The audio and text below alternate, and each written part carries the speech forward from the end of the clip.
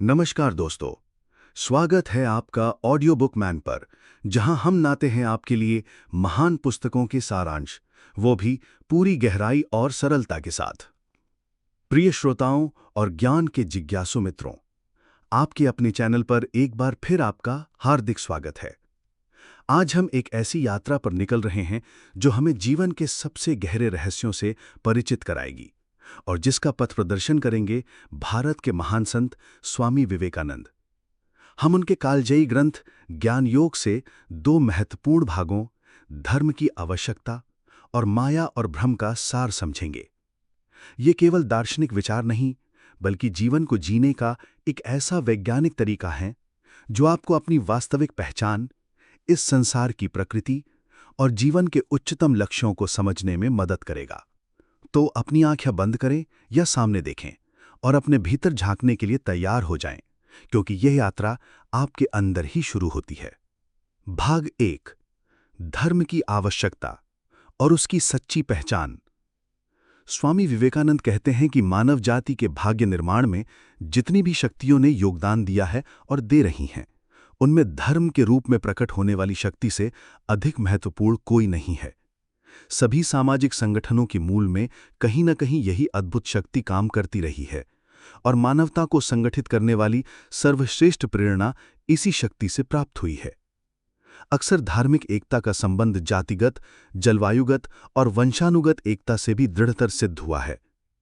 एक ईश्वर को पूजने वाले और एक धर्म में विश्वास करने वाले लोग जिस दृढ़ता और शक्ति से एक दूसरे का साथ देते हैं, वह भाई भाई में भी देखने को नहीं मिलता। धर्म की उत्पत्ति को समझने के लिए अनेक प्रयास किए गए हैं।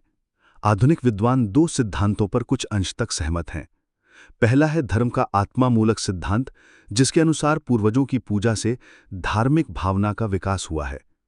दूसरा है असीम की धारणा का विकास मूलक सिद्धांत, जिसके अनुसार प्राकृतिक शक्तियों को वैयक्तिक स्वरूप देने से धर्म आरंभ हुआ था। मिस्र, बेबीलोन, चीन और अमेरिका जैसे प्राचीन धर्मों के अध्ययन से स्पष्ट पता चलता है कि पितर पूजा से ही धर्म का आविर्भाव हुआ है। प्राचीन मिस्र वासियों का विश्वास था कि प्रत्येक मानव शरीर के भीतर एक और जीव रहता है जो शरीर के ही समरूप होता है और मनुष्य के मर जाने पर भी जीवित रहता है, बशर्ते मृत शरीर सुरक्षित रहे। इसीलिए वे विशाल पिरामिडों का निर्माण करते थे ताकि मृत शरीर को सुरक्षित रखा जा सके। प्राचीन हिंदुओं और चीनियों में भी पितर पूजा के उदाहरण मिलते हैं और चीन में तो आज भी ये प्रथा सर्वत्र प्रचलित है।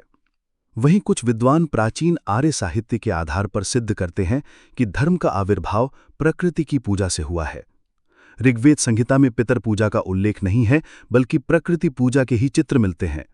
उषा, चंद्रमा, सूर्य, वायु जैसी प्रकृति की विशाल शक्तियों और उनके सौंदर्य ने मानव मन पर ऐसा प्रभाव डाला कि उसने इनमें आत्मा और शरीर की प्रतिष्ठा की, उनमें वैयक्तिक गुणों का आरोपण किया। प्राचीन यूनानियों, जर्मनी, स्कैंडिनेविया के निवासियों में भी प्रकृति की शक्तियों का मानवीकरण करके धर्म का आदि स्रोत माना गया है।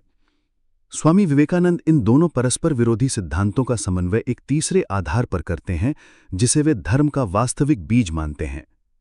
इंद्रियों की सीमा का अतिक्रमण करने के लिए संघर्ष। मनुष्य एक ओर अपने पितरों की आत्माओं को खोजता है, वह जानना चाहता है कि शरीर के विनिष्ट हो जाने पर क्या होता है। दूसरी ओर वह प्रकृति की विशाल क्रियावली के पीछे काम करने वाली शक्ति को समझना चाहता है। इन दोनों ही स्थितियों में यह निश्चित है कि मनुष्य इंद्रियों की सीमा के बाहर जाना चाहता है। उन्हें इंद्रियों से संतोष नहीं है, वे इनसे परे भी जाना चाहते हैं। वे कहते हैं कि धर्म की पहली झलक शायद सपनों में मिली होगी। जब शरीर मृत सा हो जाता है, तब भी मन की सारी जटिल क्रियाकलाप चलते रहते हैं। अतः मनुष्य यह निष्कर्ष निकाल सकता है कि शरीर के विनिष्ट हो जाने पर भी इसकी क्रियाएं जारी रहेंगी। इस तरह अलौकिकता की इससे अधिक स्वाभाविक व्याख्या और कोई नहीं हो सकती। बाद में जब लोगों ने अनुभव किया कि सपने जागृत अवस्था में सत्य सिद्ध नहीं होते, तब ये अन्वेषण अंतर्मुखी हो गया। मनुष्य ने अपने अंदर मन की विभिन्न अवस्थाओं का अन्वेषण करते करते जागृत अवस्था और स्वप्नावस्था से भी परे कई उच्च अवस्थाओं का आविष्कार किया। संसार के सभी संगठित धर्मों में इन अवस्थाओं की चर्चा परमानंद या अंतस्फुरण के रूप में मिलती है। उनके संस्थापकों, पैगंबरों और संदेशवाहकों ने मन की इन अवस्थाओं में प्रवेश किया था और इनमें उन्हें एक नवीन तथ्यमाला का साक्षात्कार हुआ था जो आध्यात्मिक जगत से संबंधित है। उदाहरण के लिए ब्राह्मण धर्म में वेद ऋषियों द्वारा रचित माने जाते हैं, जो विशिष्ट तथ्यों का अनुभव करने वाले संत थे। ये एक अत्यंत महत्वपूर्ण सिद्धांत है कि मनुष्य का मन कुछ खास क्षणों में इंद्रियों की सीमा ही नहीं बल्कि बुद्धि की शक्ति के भी परे पहुंचता है। उस अवस्था में वह उन तथ्यों का साक्षात्कार करता है जिनका ज्ञान न कभी इंद्रियों से हो सकता था और न ही चिंतन से ही। ये तथ्य ही संसार के सभी धर्मों के आधार हैं। सभी प्रतिष्ठित धर्मों में वे एक शुद्धतम अमूर्त तत्व का रूप ले लेते हैं। यह रूप या तो एक सर्वव्यापी सत्ता, ईश्वर कहा जाने वाला एक अमूर्त व्यक्तित्व या नैतिक विधान होता है, या समस्त भूतों में अंतर्व्याप्त किसी अमूर्त सार तत्व का रूप होता है। मनुष्य के सामने हमेशा सुख का कोई आदर्श रहता है। अधिकांश कार्य असीम शक्ति या आनंद के आदर्श के लिए किए जाते हैं, लेकिन कुछ लोग जल्दी ही जान जाते हैं कि इस असीम को इंद्रियों के द्वारा प्राप्त नहीं किया जा सकता। वे इंद्रियों की सीमाओं का ज्ञान हो जाता है। वे समझ जाते हैं कि ससीम शरीर से असीम की प्राप्ति नहीं हो सकती। माध्यम में असीम की अभिव्यक्ति असंभव है। प्रयास का यह परित्याग ही नैतिकता की पृष्ठभूमि है। त्याग पर ही नैतिकता आधारित है। अहंता का पूर्ण उच्छेदन ही नैतिक शास्त्र का आदर्श है। उपयोगितावाद मनुष्य के नैतिक संबंधों की व्याख्या नहीं कर सकता, क्योंकि वह किसी भी नैतिक नियम पर नहीं पहुंच सकता। कोई भी नैतिक शास्त्र तब तक नहीं टिक सकता जब तक उसके नियमों का आधार अलौकिकता ना हो, या जैसा स्वामी जी कहते हैं, जब तक उसके नियम अतीन्द्रिय ज्ञान पर आधारित ना हो। उपयोगितावादी हमसे असीम और अतीन्द्रिय गंतव्य के प्रति संघर्ष का त्याग चाहते हैं, क्योंकि अतीन्द्रियता अव्यावहारिक है। वे कहते हैं कि नैतिक नियमों का पालन करो, समाज का कल्याण करो, लेकिन सवाल यह है कि हमें किसी का कल्याण क्यों करना चाहिए? यदि आनंद ही मानव जीवन का चरम उद्देश्य है, तो क्यों ना मैं दूसरों को कष्ट पहुंचाकर भी स्वयं सुखी रहूं? कौन मुझे ऐसा करने से रोकता है? उपयोगिता का आधार अत्यंत संकीर्ण है। सारे प्रचलित सामाजिक नियम समाज की तत्कालिक स्थिति को दृष्टि में रखकर बनाए गए हैं, लेकिन ये समाज शाश्वत नहीं है। यह तो शायद मनुष्य की गति के क्रम में एक ऐसा स्थल है जिससे होकर उसे विकास के उच्चतर स्तर तक जाना है, और इस तरह कोई भी नियम जो मात्र समाज पर आधारित है शाश्वत नहीं हो सकता। मानव प्रकृति को पूर्ण रूप से आच्छादित नहीं कर सकता। अधिक से अधिक यह उपयोगितावादी नियम समाज की वर्तमान स्थिति में काम कर सकता है। जीवन ज्ञान। धर्म सिर्फ विश्वास नहीं, ये मानव मन की उस स्वाभाविक प्यास की अभिव्यक्ति है जो इंद्रियों की सीमाओं से परे जाकर सत्य को जानना चाहती है। नैतिकता का मूल त्याग में है, स्वार्थ के त्याग में। केवल भौतिक विकास या उपयोगितावाद हमें पूर्णता नहीं दे सकता। हमें आध्यात्मिकता की ओर बढ़ना होगा, क्योंकि वही मनुष्य की आंतरिक शक्ति का स्रोत है। भाग 2। माया, इस संसार का रहस्य। माया शब्द का प्रयोग साधारणतः भ्रम या इसी प्रकार के अर्थ में किया जाता है, किंतु ये उसका वास्तविक अर्थ नहीं है। मायावाद उन स्तंभों में से एक है जिन पर वेदांत की स्थापना हुई है, अतः उसका ठीक ठीक अर्थ समझ लेना आवश्यक है। स्वामी जी के अनुसार माया संसार की गति का तथ्यात्मक वर्णन है। ये ना तो है कही जा सकती है, ना नहीं है। ये सत और असत का मिश्रण है। हमारा संपूर्ण जीवन एक विरोध है, सत और असत का मिश्रण है। ज्ञान के क्षेत्र में भी ये विरोधाभास दिखाई पड़ता है। ऐसा लगता है कि मनुष्य यदि जानना चाहे तो समस्त ज्ञान प्राप्त कर सकता है, पर दो चार पग चलने के बाद ही उसे एक ऐसी अभेद्य दीवार देखने में आती है जिसको लांघ जाना उसके वश के बाहर हो जाता है। उसकी सभी कार्य एक परिधि के अंदर घूमते रहते हैं और वो इस परिधि को कभी लांघ नहीं सकता। फिर भी जानने की इच्छा उसके भीतर गहरी जड़ जमाए हुए हैं। ये संसार एक अंतहीन चक्र है जहां नगर पर नगर बनते हैं और नष्ट हो जाते हैं, साम्राज्य उठते हैं और पतन की गर्त में समा जाते हैं। मृत्यु ही सबका लक्ष्य है। वो जीवन का लक्ष्य है, सौंदर्य का लक्ष्य है, ऐश्वर्य का लक्ष्य है, शक्ति का लक्ष्य है, और तो और धर्म का भी लक्ष्य है। साधु और पापी दोनों मरते हैं, राजा और भिक्षुक दोनों मरते हैं। फिर भी जीवन के प्रति ये प्रबल आसक्ति विद्यमान है। हम क्यों इस जीवन में आसक्त हैं? क्यों हम इसका परित्याग नहीं कर पाते? ये हम नहीं जानते, और यही माया है। एक माता अपने संतान का पालन पोषण करती है। उसका सारा मन प्राण उसी बच्ची में केंद्रित रहता है। बालक बड़ा होकर दुराचारी भी हो सकता है, लेकिन माता फिर भी पुत्र से चिटकी रहती है। वो जानती नहीं कि ये प्रेम नहीं है, एक अज्ञात शक्ति ने उसकी आयु पर अधिकार कर रखा है। वो इसे दूर नहीं कर सकती, और यही माया है। हम सब काल्पनिक स्वर्ण लोम की खोज में दौड़ते रहते हैं, सोचते हैं कि वो हमें ही मिलेगा। हर विचारशील व्यक्ति जानता है कि इसकी संभावना बहुत कम है, तथापि हर मनुष्य उसके लिए कठोर संघर्ष करता है। बस यही माया है। माया हमें लगातार विरोधाभास दिखाती है। एक ही घटना जो आज शुभजनक मालूम पड़ती है, कल अशुभजनक लग सकती है। एक ही वस्तु जो एक व्यक्ति को दुखी करती है, दूसरे को सुखी बना सकती है। जो अग्नि बच्चे को जला देती है, वही भूखे व्यक्ति के लिए स्वादिष्ट खाना भी पका सकती है। यह सिद्ध है कि जहां शुभ है, वहीं अशुभ भी है, और जहां अशुभ है, वहीं अवश्य कुछ शुभ भी है। जहां जीवन है, वहां मृत्यु छाया की भांति उसका अनुसरण कर रही है। जो हंस रहा है, उसी को रोना पड़ेगा, और जो रो रहा है, वो भी हंसेगा। ये नियम बदला नहीं जा सकता। वेदांत दर्शन ना तो आशावादी है ना निराशावादी, वो तो दोनों ही वादों का प्रचार करता है। सारी घटनाएं जिस रूप में होती हैं, बस वो उन्हें उसी रूप में ग्रहण करता है। जीवन ज्ञान। माया इस संसार की विरोधाभासी प्रकृति है। सुख और दुख, शुभ और अशुभ, जीवन और मृत्यु, ये एक ही वस्तु के दो विभिन्न पहलू हैं जो हमेशा साथ रहते हैं। संसार के दुखों को नकारने या उससे भागने से कुछ नहीं होगा। हमें साहसी बनना पड़ेगा और घटनाओं पर पर्दा डालने के बजाय उन्हें समझना पड़ेगा।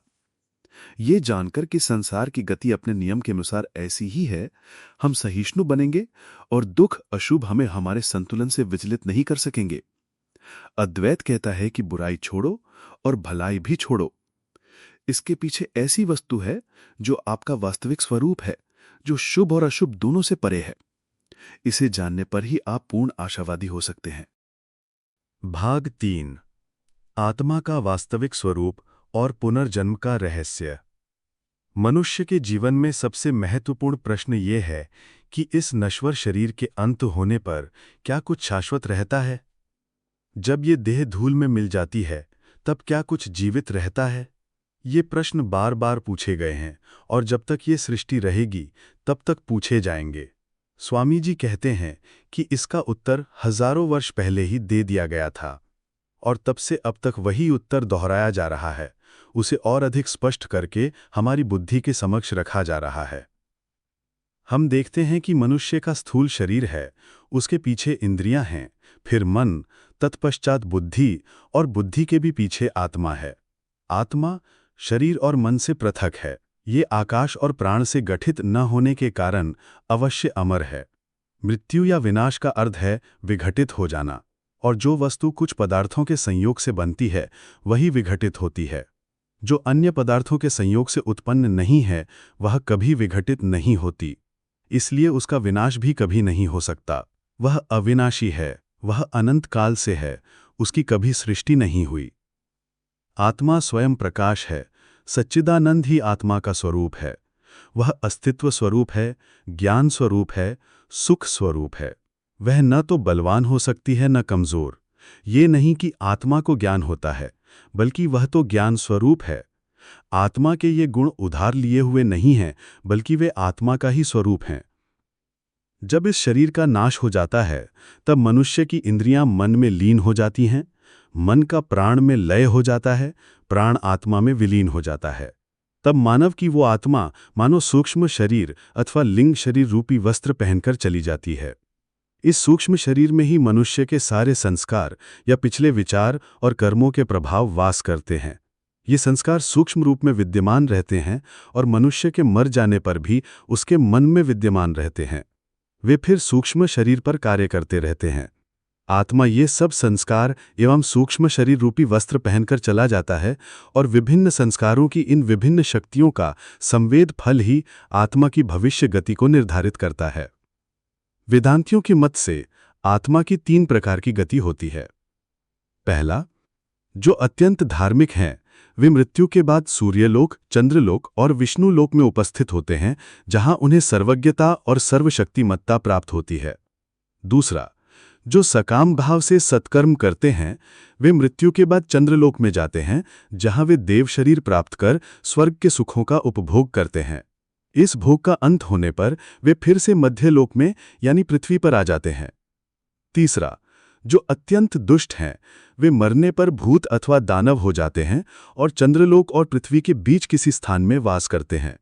कुछ समय वहां रहकर वे फिर पृथ्वी पर पशु जन्म लेते हैं और अंततः मुक्ति लाभ के लिए मनुष्य योनि में आते हैं। इस पृथ्वी को कर्म भूमि कहा जाता है। अच्छे बुरे सभी कर्म यहीं करने होते हैं। मनुष्य स्वर्ग काम होकर सत्कार्य करने पर स्वर्ग में जाकर देवता हो जाता है। इस अवस्था में वह कोई नया कर्म नहीं करता, वह तो बस पृथ्वी पर किए हुए अपने सत्कर्मों के फलों का ही भोग करता है। जब सत्कर्म समाप्त हो जाते हैं तो उसी समय जो असत या बुरे कर्म उसने पृथ्वी पर किए थे, उन सब का संचित फल वेग के साथ उस पर आ जाता है और उसे वहां से फिर एक बार पृथ्वी पर घसीट लाता है। मानव ही संसार में सर्वश्रेष्ठ प्राणी है और ये कर्मभूमि पृथ्वी ही सर्वश्रेष्ठ स्थान है, क्योंकि एकमात्र यहीं पर उसे पूर्णता प्राप्त करने की सर्वाधिक संभावना है। देवदूत या देवताओं को भी पूर्ण होने के लिए मनुष्य जन्म ग्रहण करना पड़ेगा। पुनर्जन्मवाद एकमात्र ऐसा मत है जो जीवात्मा की स्वाधीनता की घोषणा करता है। यह एकमात्र ऐसा मत है जो हमारी सारी दुर्बलताओं का दोष किसी दूसरे के मत्थे नहीं मढ़ता।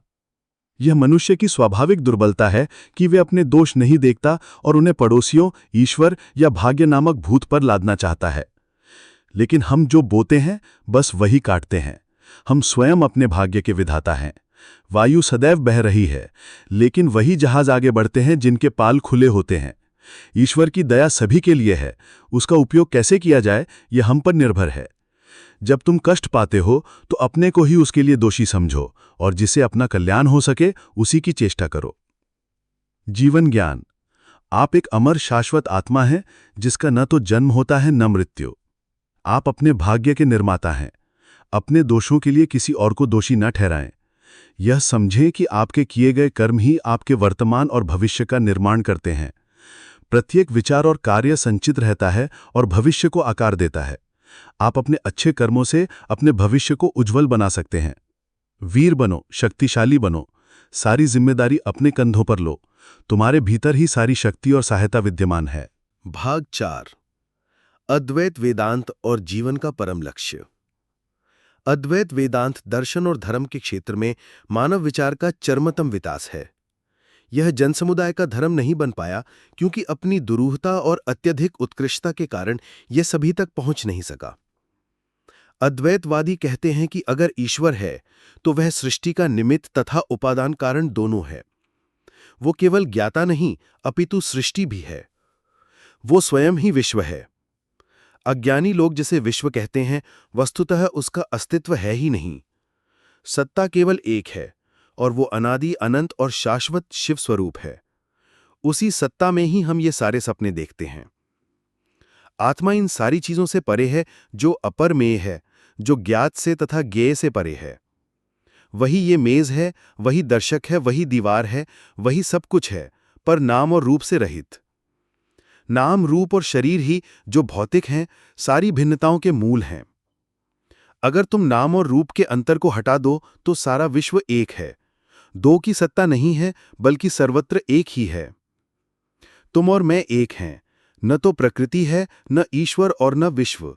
बस एक ही अपरमेय सत्ता है जिससे नाम और रूप के आधार पर ये तीन बने हैं। ज्ञाता को कैसे जाना जा सकता है? वो नहीं जाना जा सकता। तुम अपने आप को कैसे देख सकते हो? तुम अपने को प्रतिबिंबित भर कर सकते हो।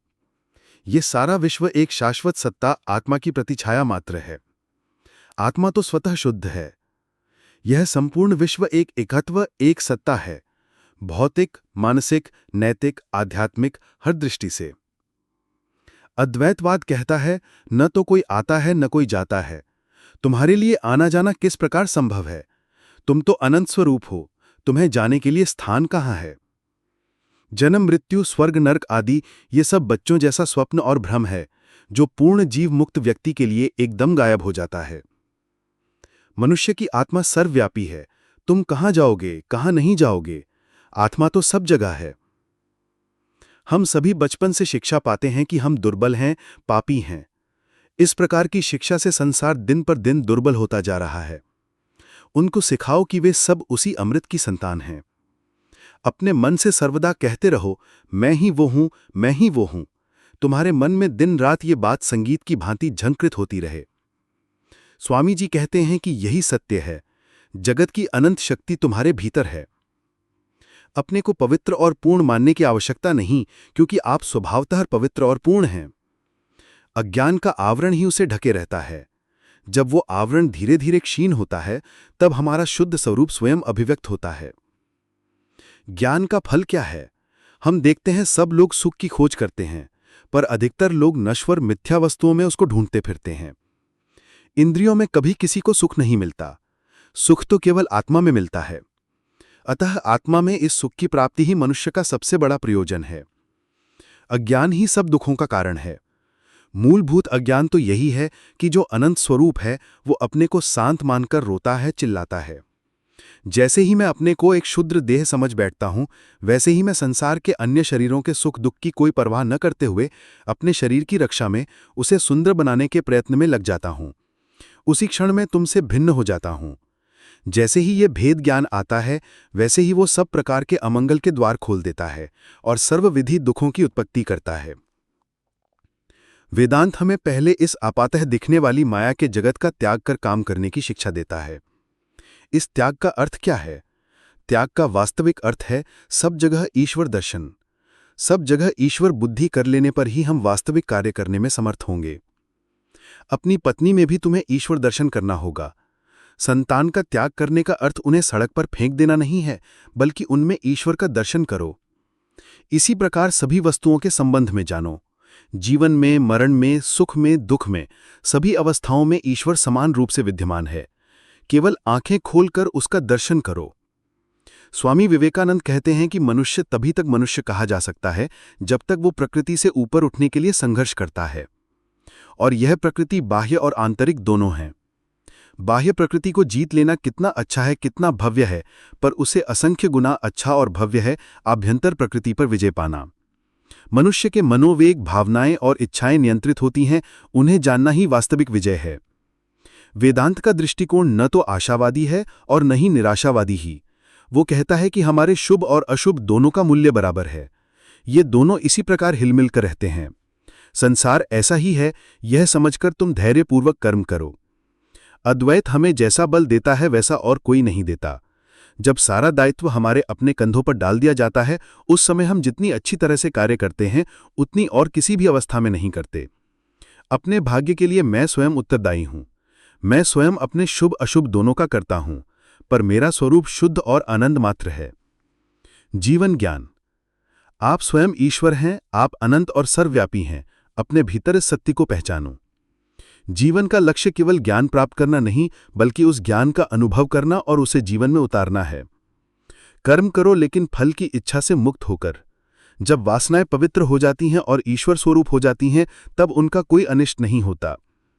स्वयं को दुर्बल और पापी मानना सबसे बड़ा भ्रम है। अपने को अमर आत्मा के रूप में जानकर ही सभी प्रकार के शोक से रहित हुआ जा सकता है। भेदभाव ही दुख का कारण है। जब तुम सभी भूतों में आत्मा का दर्शन करते हो, तब तुम्हें मोह और शोक नहीं रहते। बल ही भव रोग की दवा है। अद्वैत हमें अतुलनीय बल देता है। समाप्ति। ओम तत्सत ओम। प्रिय श्रोताओं, स्वामी विवेकानंद का वेदांत हमें सिखाता है कि हम सब मूल रूप से एक ही हैं, उस अनंत, शुद्ध और सर्वव्यापी सत्ता के अंश। ये जानना कि आप न तो शरीर हैं, न मन, बल्कि शाश्वत आनंदमय आत्मा हैं, आपके जीवन को पूर्ण रूप से बदल सकता है। भय दूर हो जाता है, दुख चला जाता है और ये संसार एक कारागार की बजाय एक लीला क्षेत्र बन जाता है। वेदांत हमें संसार को त्यागने के लिए नहीं कहता, बल्कि उसे एक नई दिव्य दृष्टि से देखने की शिक्षा देता है। अपनी पत्नी में ईश्वर देखें, अपनी संतान में ईश्वर देखें, अपने मित्र में ईश्वर देखें और अपने शत्रु में भी ईश्वर देखें। ये एक ऐसा ज्ञान है जो संसार की समस्त घृणा, ईर्ष्या और संघर्ष को समाप्त कर देता है। जब हम सब एक दूसरे में उस एक ही परम सत्ता को देखेंगे, तब मानव जाति को आगे बढ़ाने के लिए किसी चाबुक की आवश्यकता नहीं रहेगी। स्वामी जी के अनुसार ये समय आ गया है कि ये गहरे आध्यात्मिक विचार मठों की चार दीवारी से बाहर निकलकर पंडितों की पुस्तकों तक सीमित न रहकर समस्त जगत में फैलें, ताकि साधु, पापी, बालक, बालिका, शिक्षित, अशिक्षित सभी की साधारण संपत्ति बन जाएं। तब ये विचार इस जगत के वातावरण को ओतप्रोत कर देंगे और हम श्वास श्वास द्वारा जो वायु लेंगे वो अपने प्रत्येक स्पंदन के साथ कहने लगेगी, तत्त्वमसि। ये हमारा जन्मसिद्ध अधिकार है, हमारा खोया हुआ साम्राज्य है जिसे हमें फिर से प्राप्त करना है। और मायावादी कहते हैं कि ये खोना केवल भ्रम था, तुमने कभी उसे खोया ही नहीं। तो उठो, जागो और अपने परम आदर्श को प्राप्त करो। जब तक लक्ष्य तक ना पहुंचो तब तक मत रुको। आइए इस महान सत्य की विजय गाथा को अपने जीवन में उतारें और अपनी हर सांस के साथ उस अनंत सत्ता के साथ अपनी एकता का उद्घोष करें।